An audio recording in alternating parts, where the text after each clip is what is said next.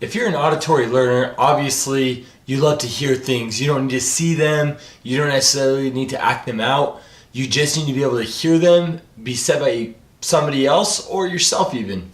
If you're a dominant auditory learner, there's some things that I can tell you. Why? Because when I took the test, I found out that I was an auditory learner, dominant.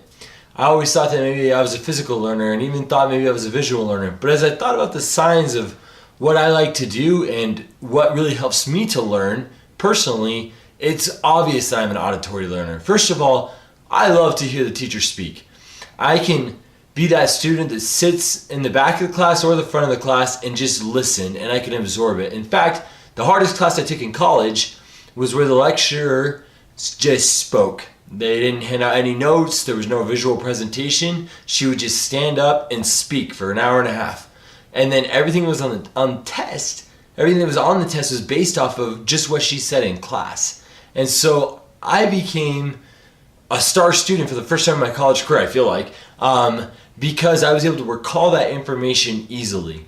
So if you're a dominant auditory learner, that might be one of those things as well for you. You remember things that people say. You remember what's going on in people's conversations when they talk to you, because that's just the kind of thing that sticks with you. You may not remember names and those sorts of things, but obviously you're going to remember the facts that they relate to you because they come through your ear and they stay in your mind.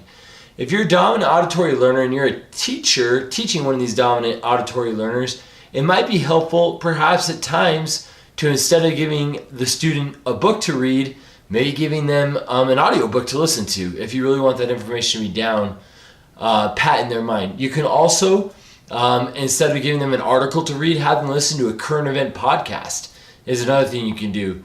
Have them talk things out with other students so that they can hear the opinions of others, and they would absolutely love that. There's tons of experts online that create podcasts and other types of audio files that you can download easily, and the student can even download onto their phone. You could burn onto a CD or a bunch of other ways that could create this opportunity for learning that otherwise wouldn't be available. Dominant auditory learners, remember, listening is the key. And if you can help them to where they can listen and then recall the information, you'll be successful as a teacher and will help the student succeed in a way that maybe they hadn't previously done.